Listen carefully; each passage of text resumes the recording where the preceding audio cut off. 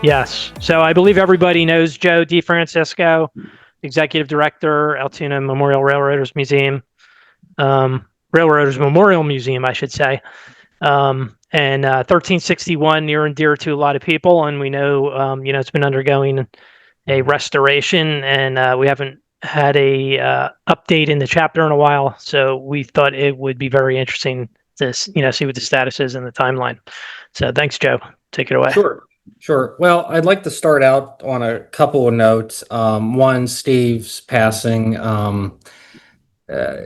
Steve was certainly somebody that was near and dear to this project, and I really credit the PRRT&HS's realignment and being integrated with a new partnership with the museum to Steve. It was Steve that reached out. Not to get too much into the past drama, if you will, of the museum, because that's certainly not the case now, and that lies solely with people of the past. But things were not always so good between the museum and the society, and Steve was really the pioneer of reaching out, reestablishing that bridge, and then I think it's been a fantastic relationship ever since Steve initiated that. And of course, the credit to all the members of the society who've been very supportive of the museum. I got to meet and know Steve in 2018 when the conference, the annual meeting, was here in Altoona. Of course, Bennett Levin, another staunch supporter of this project, a friend of Steve, and since has become a member of the museum board, and very instrumental in the progress of 1361 and righting the ship, if you will, of the museum. And just reaching out to Steve every so often, giving him some updates, and just an all-around good guy, and we're going to miss him here. And I was very fortunate to last speak with him the week of the annual meeting this past year, and Steve was basically giving me encouragement and keeping up the good work. And you don't always have the case of telling people how much they're appreciated, and something told me I needed to tell him of how much he was appreciated, so I had the ability to share with him, and we shared some texts, and just a really good guy. So he definitely left a big impact with the progress of the K4's momentum, with leading the charge for fundraising, with the firebox, with the Light My Fire campaign. And really that was the seed that took root of getting others involved in the donations from the grassroots side of things. So there will definitely be a time and a place to memorialize Steve's contributions to the project when the project is done. So I do want to share that with you guys. And I guess to the purpose of the presentation today, give you guys an update.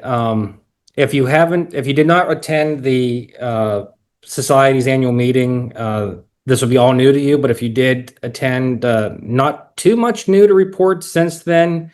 But I always like to give a recap on the history of 1361, the progress that we've made, and why it's significant to preservation. So the next slide is actually going to be about a 10-minute clip, making compelling case as to why the preservation of 1361 is merited, and why we need your support and continued support to get this job done.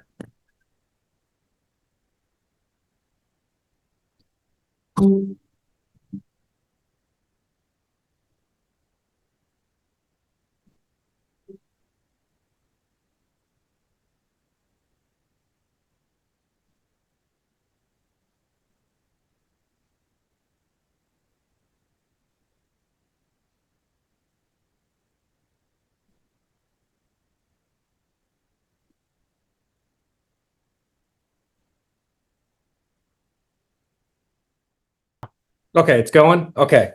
Start it again. I heard it a split second. Pieces of a symbol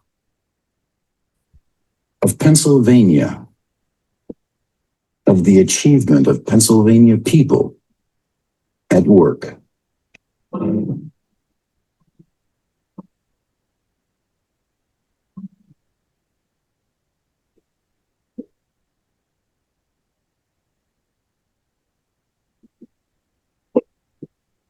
was a big time for Pennsylvania. Pennsylvania represented to the nation and the world the might of coal, the might of steel. And Pennsylvania's might was also its railroads. Its grandest railroad was the Pennsy. As the biggest and the best, the Pennsylvania Railroad moved 5,000 trains each day over 26,000 miles of track. The Pennsy was the standard railroad of the world and the world's largest corporation. Altoona was the city the Pennsy created, the city it needed. From farm fields to 75,000 people in 75 years. Here were the principal workshops of the entire Pennsylvania Railroad system. In these shops and yards, 17,000 Altoona workers went to work each day to build and repair thousands of Pennsy steam locomotives, electric locomotives, freight cars, and passenger cars. They constantly tested and improved the parts and performance of every aspect of building and running the Pennsylvania Railroad. Railroad experts came from around the world to see how Altoona did it. And from Altoona drawing boards and shops came one of the best steam locomotives in the world, the K4S. A passenger locomotive first built in 1914, the K4 was the pride of Altoona and the Pennsy. For speed, for power, for reliability, it was a real thoroughbred. 425 were built. They pulled everything from milk trains to expresses ridden by senators and movie stars to the 515 commuter local. They could go 100 miles an hour.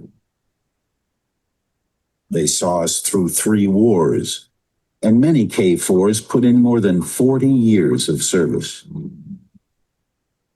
But in the 1940s and 50s, diesel-electric locomotives arrived. The days of steam in the K4 were being replaced with something more modern, efficient, cleaner. The days of those shop workers who built and maintained steam engines were ending. Hundreds of blacksmiths, boilermakers, riveters, machine operators. They retired or they moved on. The era of steam had passed. In the 1950s, 65,000 steam engines were cut up and melted down. But a few steamers were saved as monuments, curiosities, reminders. The Pennsy gave one K4, number 1361, to the city of Altoona to put on display up at famed Horseshoe Curve. The ever-evolving diesels passed by 1361 day and night as other forces and events caused the once mighty Pennsylvania Railroad to falter and fade into a merger with its arch-rival, the New York Central. It was a brief failure of a marriage as the Penn Central. In the aftermath of that failure, Conrail was formed. The once great Pennsy was history. But the people of Altoona didn't want their community or their state or the world to forget the greatness of achievement of their parents' and grandparents' work for the Pennsylvania Railroad. In 1980, Altoona citizens built their first Altoona Railroaders Memorial Museum to honor their proud past. It was truly a grassroots effort.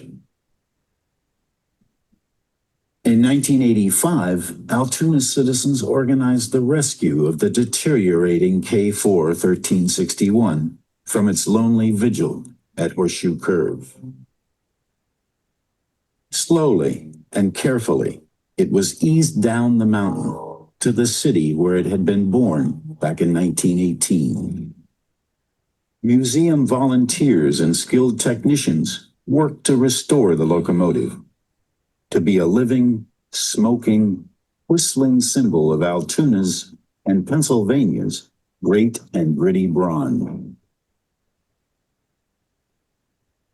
She was fired up, and she made a few exploratory excursion runs.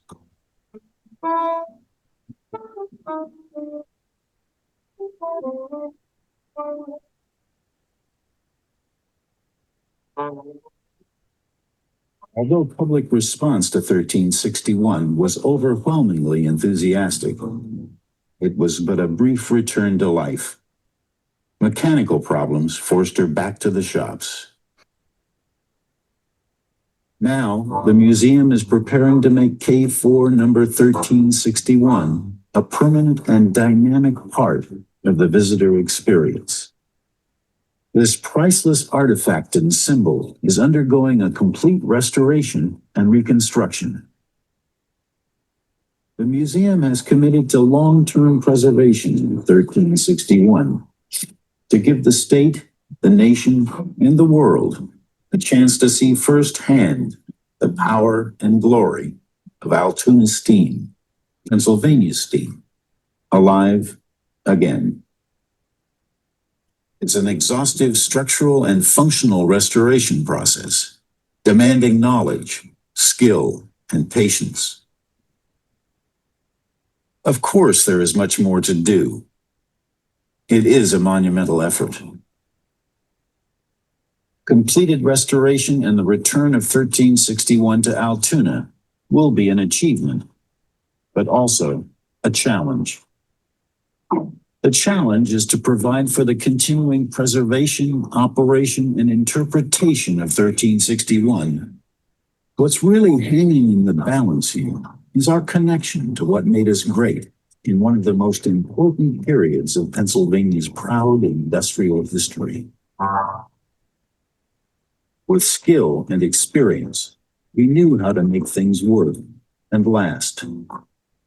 We can do that again. Here and across the nation, we see that people want to be in touch with our rich industrial past. There's a recognized, well-documented thirst for it. There's an economic development opportunity in heritage tourism being demonstrated nationwide. What has to happen to realize this opportunity? We need your continuing investment in this important and symbolic enterprise. We are striving to bring this locomotive back, to operate, to interpret the story of Altoona, Railroad City, USA, as a dynamic attraction. The K4 is our official state steam locomotive. It and others ran almost everywhere in Pennsylvania. It's a universal symbol of our railroading heritage.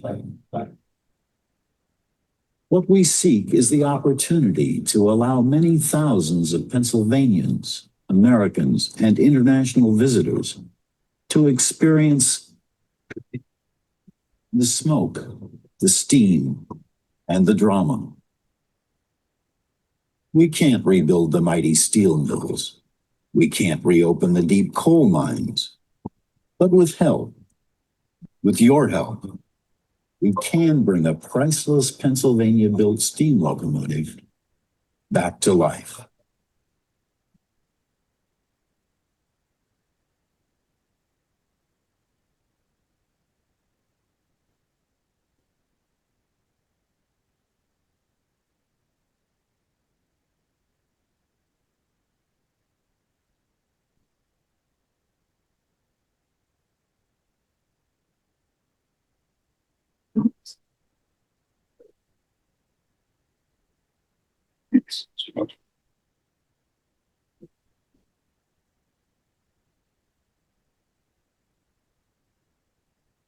come to the museum and become a member, right? Get interested in the project. You'll be hearing more and more about the project itself and ways you can support it as time goes by. But everyone who comes to this museum and everyone who becomes a member is supporting the K4 project. Okay. So that gives, I think, a very clear picture of why we're doing what we're doing. But where did this story begin? And I like to start out with the creation of Altoona as Railroad City. And in 1846, when the Pennsylvania Railroad was created and chartered, the state legislature decided, hey, we needed a permanent rail line to connect Philadelphia with Pittsburgh. The Baltimore and Ohio was competing for that Pittsburgh market, and um, Philadelphia merchants and businessmen weren't satisfied in losing out a direct line to Pittsburgh. So consolidating the old canal system that was proven to be ineffective and inefficient and costly and didn't make a lot of money. The rail line was established to connect out of Harrisburg west to the Alleghenies. But J. Edgar Thompson and a few others in the early days of the PRR, that his chief engineer was plotting this new route.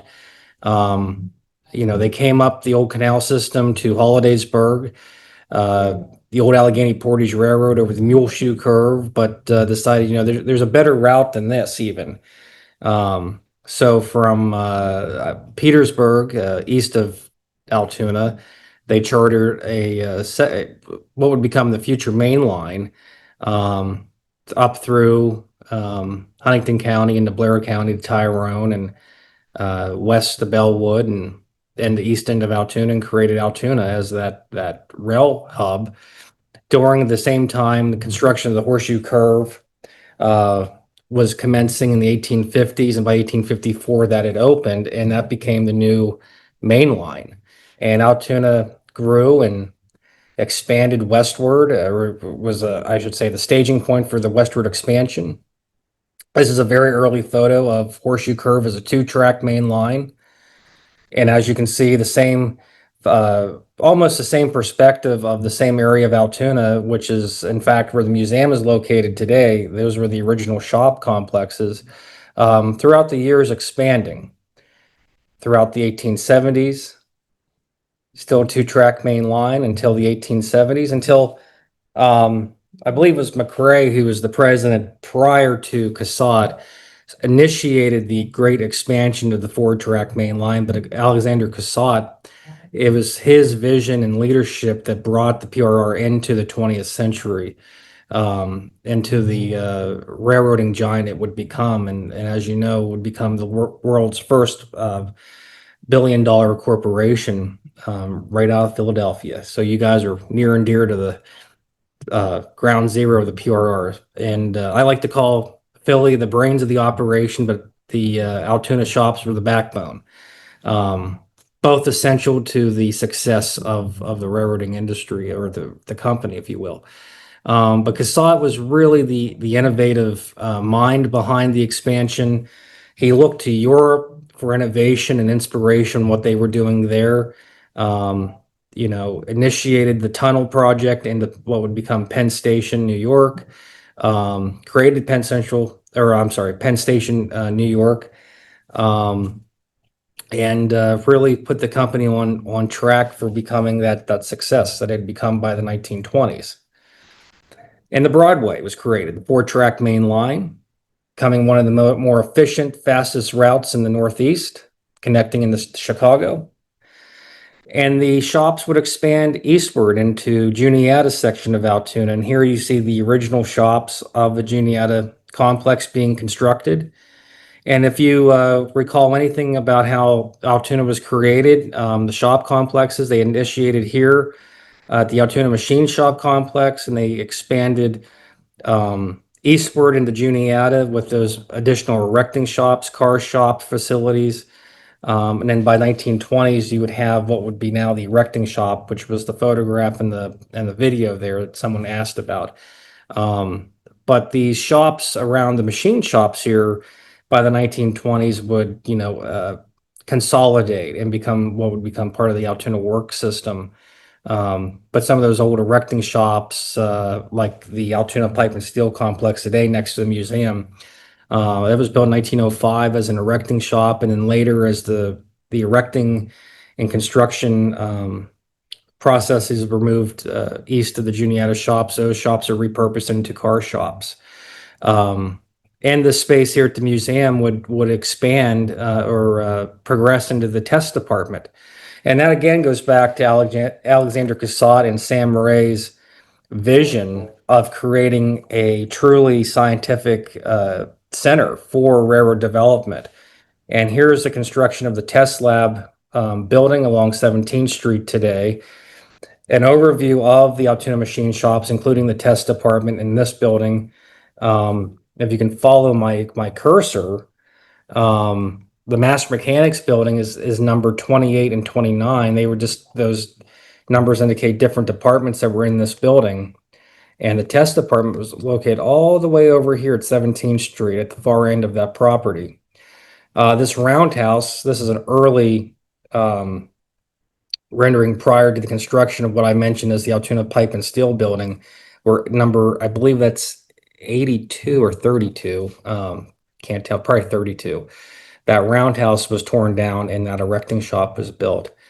The machine shops here in the middle, they had burnt by the 1930s, and that area was left vacant and was really a storage yard. But again, I draw a parallel to the development of the K4 class and the development of this area because by 1914, 1918, it was really, in terms of infrastructure, the apex of the PRR in Altoona. And at the bottom left-hand side of the photograph here, you can see the test department building along the street, a smaller building behind it, which was actually the treadmill, where they would scientifically test locomotives, and that is how the K4 class was scientifically developed, was out of predecessor class locomotives that were analyzed for performance and output and efficiency. And it really created the success that the K4 class would become, and the L1 class. We often forget about its sibling, the L1, but they shared the same boiler, just a different running gear, really. So if you just think of a transmission being geared, one for speed and one for slow, but tonnage, that was the real difference. But over 900 some boilers were built. Of course, 425 of those were assigned to the K4 class, and I believe just over 500 was assigned to the L class. So interestingly enough, the prototype was constructed out of the test department, out of testing E-class locomotives and other predecessor K locomotives built by other manufacturers, as well as Juniata. And you can see the construction phase of this was one of the first steps the PRR took at standardizing construction, where you had a frame shop, you had a boiler shop, you had all these different shops along the way that would essentially create an assembly line and would become standard construction practices for the Pennsy. And they did this with all other classes as well. And the first prototype, 1737, was built in 1914. Because of World War I and the demand for freight, the L1s were given priority to be built first, and you wouldn't see the next K4 be constructed until 1918, of which 1361 was a part of that first batch ordered, and it was delivered from the shops complete in May of 1918.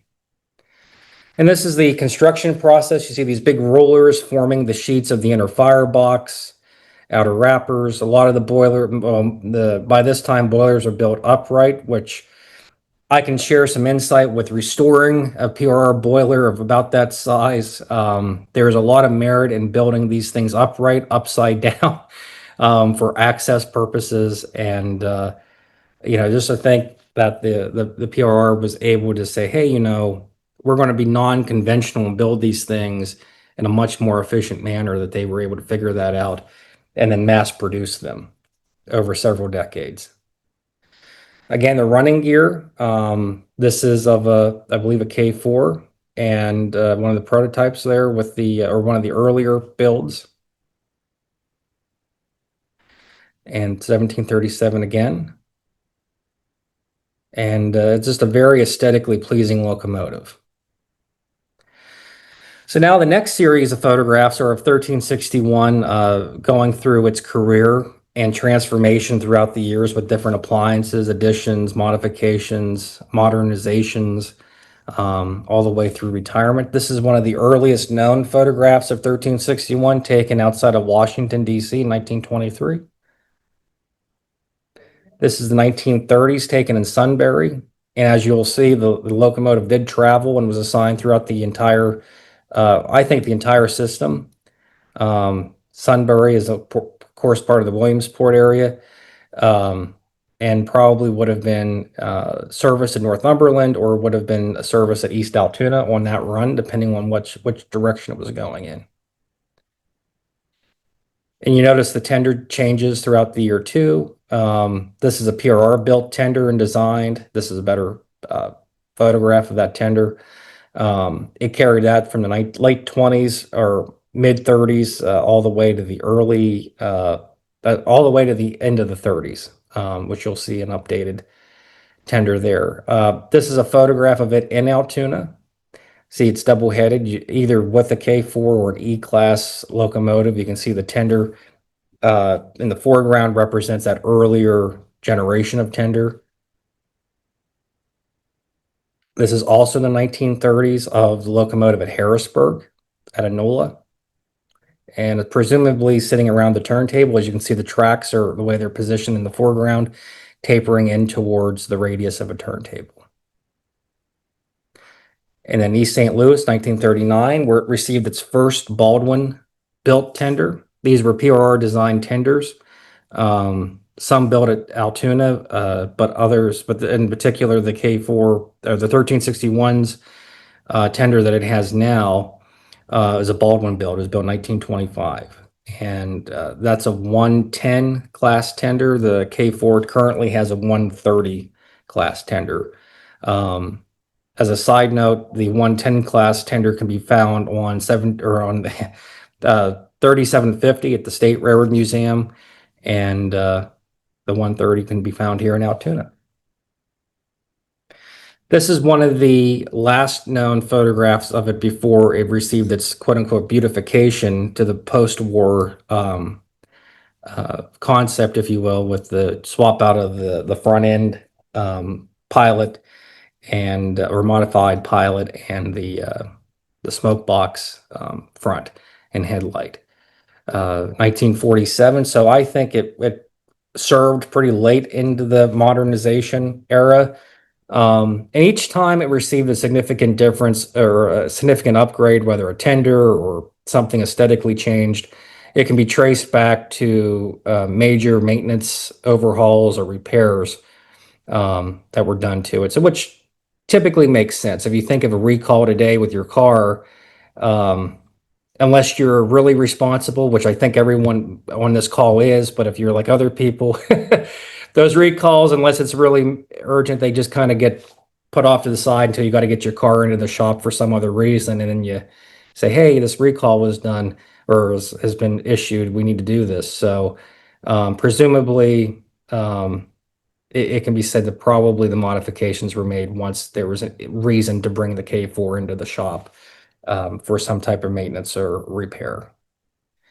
This is one of the earlier known photographs of it post the beauty treatment, if you will.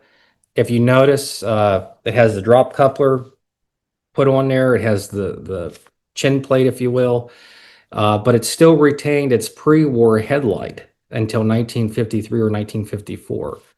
So that's a kind of an interesting detail there that not many people take notice.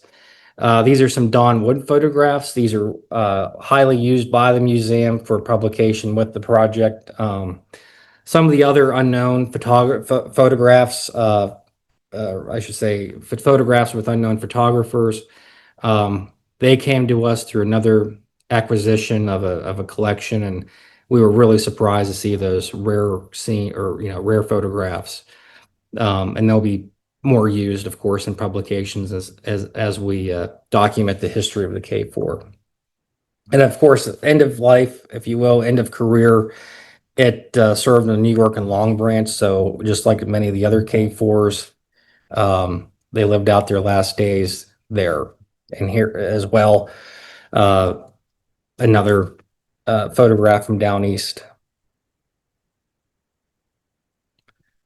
You know, it's just magnificent to think that from 1918 till 1956, these, by majority, these things were in continuous service with little to no downtime, with millions and millions of millions of miles on them, and revenue service. Just spectacular. Of all the, locomotives, this would be the one chosen to live on here in Altoona and be dedicated to the city of Altoona and the workforce. At one time, Altoona at its peak had 17,000 workers in the Altoona shops. So to think that this was the locomotive chosen to be given to the city where over 10,000 locomotives were built.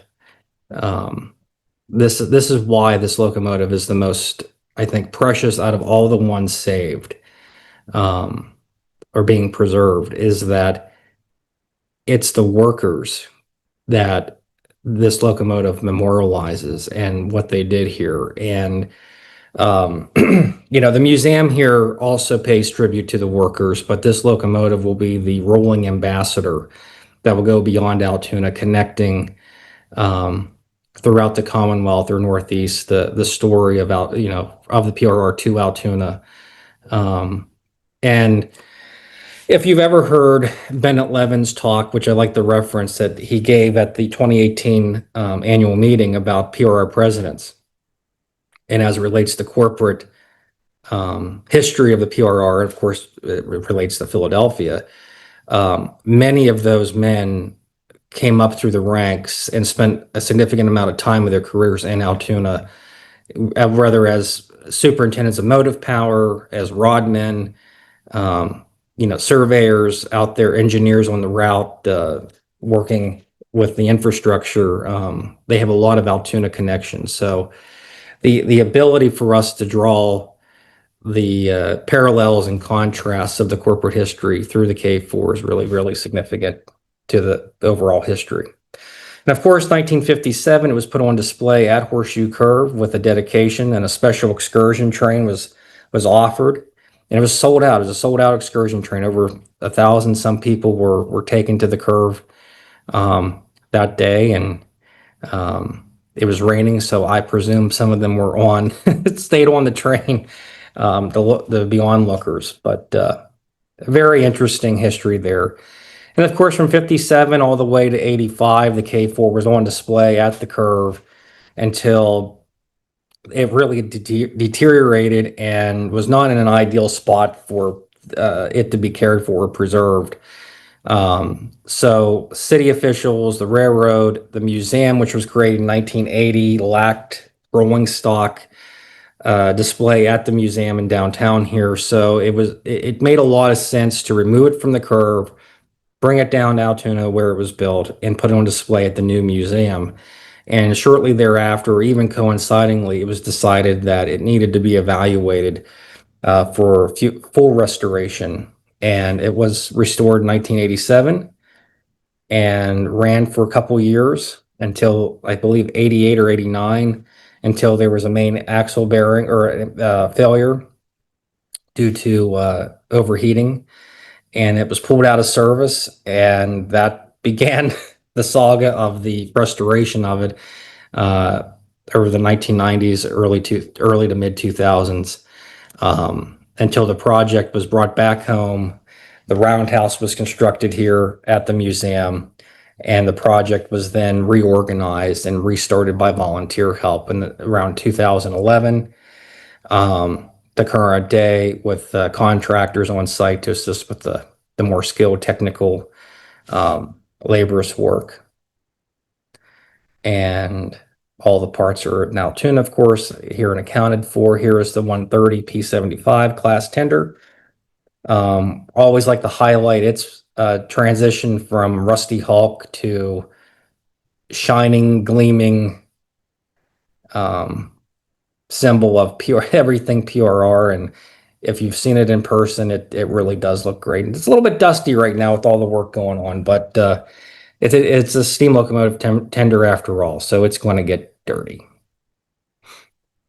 But we'll keep it as shiny as possible. And it was with the help of the State Railroad Museum, Al Martin, and of course, Bruce Smith and the paint committee of the National Society who helped us get the colors just right. So it was a good application. And of course, the boiler works. So right now, the restoration, and I'm just going to zip through these other pictures for time's sake, since a lot of this is old news, if you will. Right now, the boiler is undergoing reconstruction with the firebox. The existing firebox was completely dismantled. New sheets were created and formed with the installation of new sheets to bring the boiler into the safety factor for compliance with the FRA and federal code. So the new firebox has been installed, or the outer wrapper, and now the inner wrappers are where the combustion chamber are being formed and fitted. The wheels are at Strasburg shops and now in Lancaster County as we speak. They are being reconditioned. Just from sitting for several years, there was surface rust, and that all needed to be cleaned up on the main axles and the crank pins. So those are they were inspected and just being reconditioned lightly. They'll be ready. And this is an example of some of the restoration work, the drilling of the inner chutes.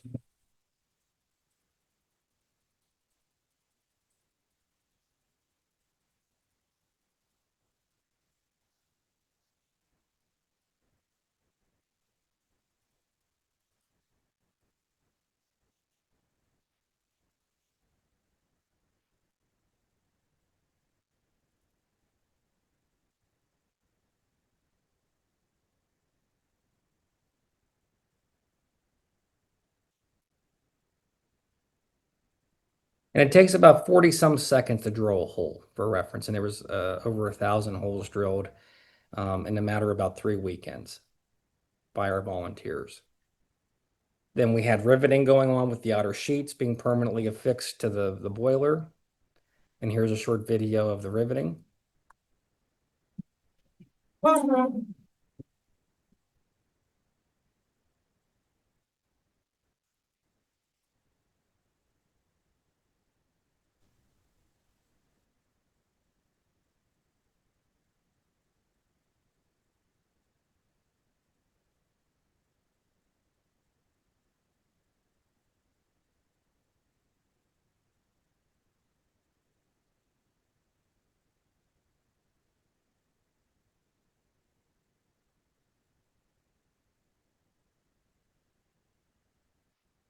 Again, a little bit less than a minute to do that process. And these are the wheels at Strasburg. And this was actually the week of the annual meeting. So when we were down there, it was really convenient to buzz over there and inspect the wheels being worked on. And you can see they're reconditioning the surface of the axles.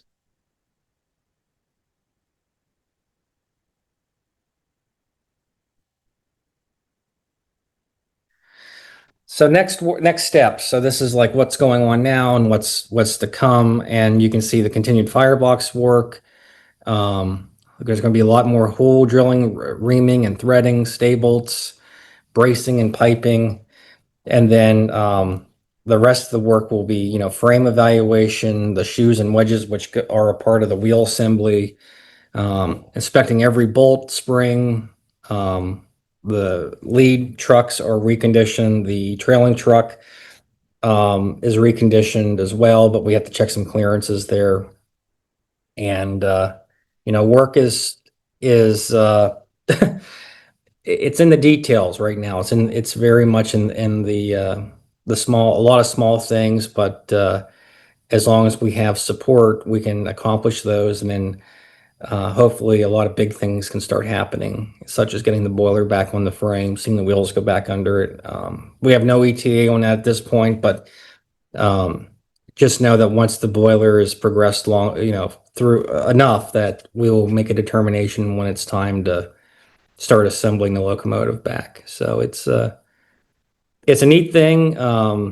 We learn a lot. I always been a PRR buff, the K4 buff as a kid, volunteering at the museum, and I can tell you, you don't really have a thorough understanding of something until you can see it firsthand and working with folks who are professionals in the field. So it's a neat thing. So I'm hoping at some point there will be an in-depth article or at least a book or something published about what does it take to restore a PRR steam engine and in modern times. But we always can use help. So what can you do to help us? If you're wondering, if advocate, spread the word that we need resources, financial resources. If you want to become a member, that helps too.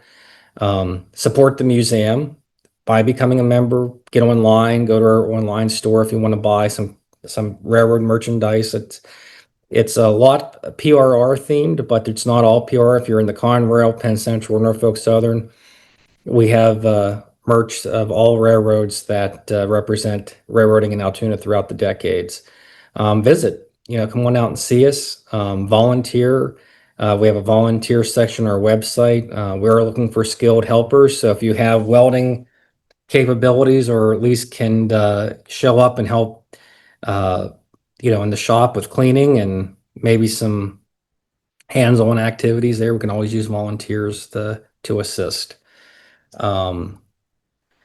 Really, I like to conclude the talk with giving credit to that gentleman there in the photo, not me, not me in the tie, but Wick Mormon. He's our board chairman, and he's been very, very instrumental along the way in helping us get the museum course corrected, getting the project course corrected, getting the right professionals assisting with the project, getting our volunteers motivated, as well as fundraising. And his sidekick at the board level is Bennett Levin. Bennett, as you know, he's been very instrumental in preservation in general for many, many decades. But it was really Wick and Bennett's involvement, continuing the bridge building initiatives from Steve Safiri, all of us working together to create a really, I think, really good situation that we're in now. As a foundation, we're just hoping to build upon that. So your chapter, the New England chapter, the national individual members have all contributed to this project in one way, shape, or another, big and small. And I bring it back to Steve. He was right there in the middle of making sure, I believe, that this effort did not go unnoticed, and that's really a tribute to his dedication.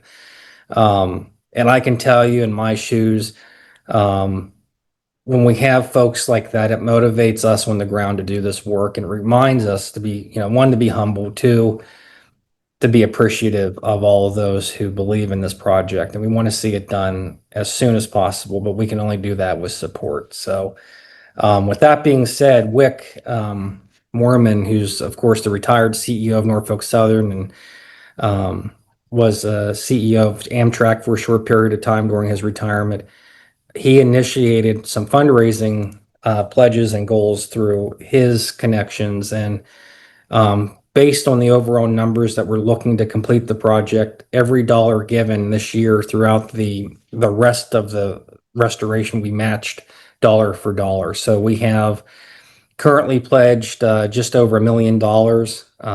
So if we can raise an additional $1.2 million, that should be really close to get the project done.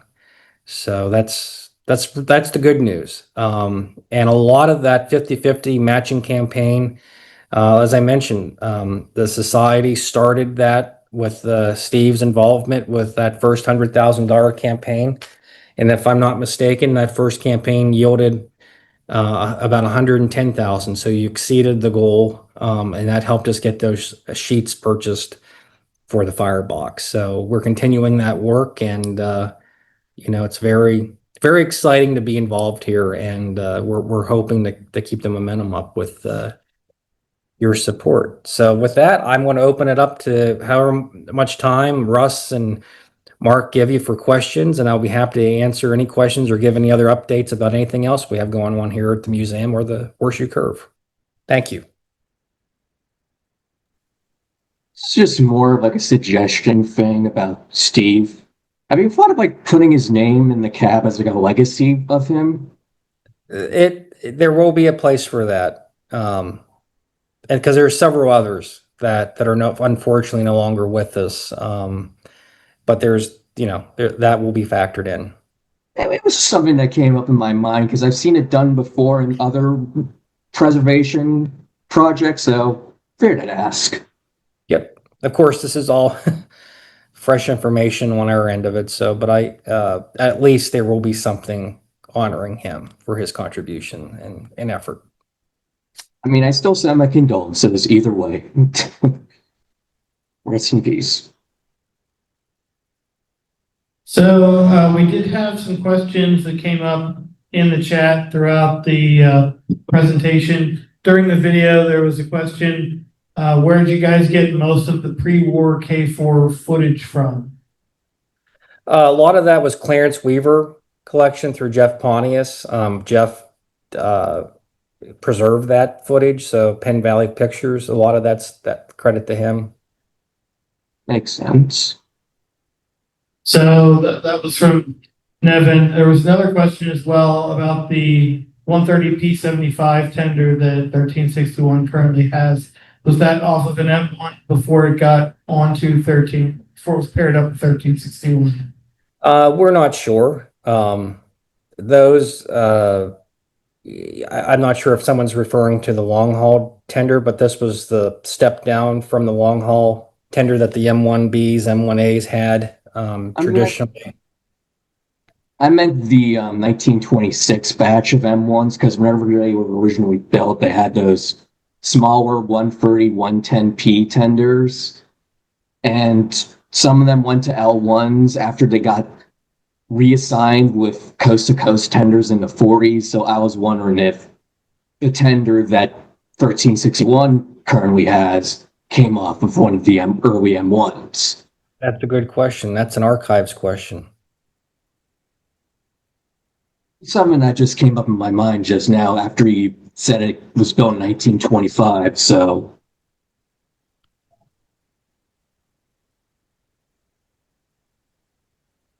All right, so there was another question from Dave Pfeiffer. What is the status of the infamous Steam Dome patch? This was a major issue when in Steamtown. It's all clear. It's been fixed probably 3 or 4 years ago. They inspected it, excavated the ground out the welds where they needed to be, where there was air pockets, and that was all addressed and re-X-rayed, and it's good to go now. Thank you. Are there any questions here locally in the meeting? All right. I don't see any questions here. Are there any other further questions online?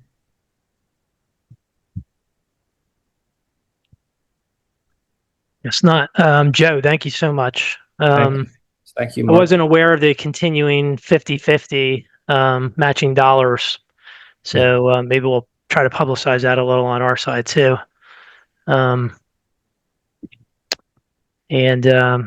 Again, I know Steve would be happy to see this thing get up and running and keep moving forward.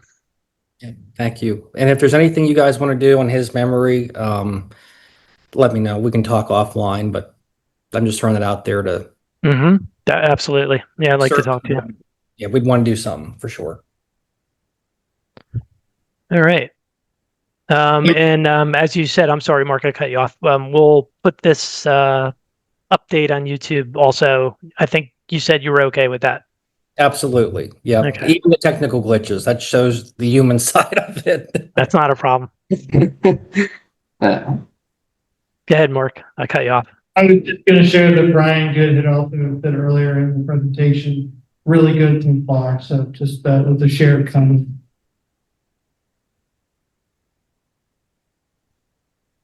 So yes, thank you again very much for the presentation and the updates today. I too am very excited to hear about the continuing 50-50 matching donations. Very good to hear. Thank you. All right, everybody. Think of this DeFury family. It's a hard time.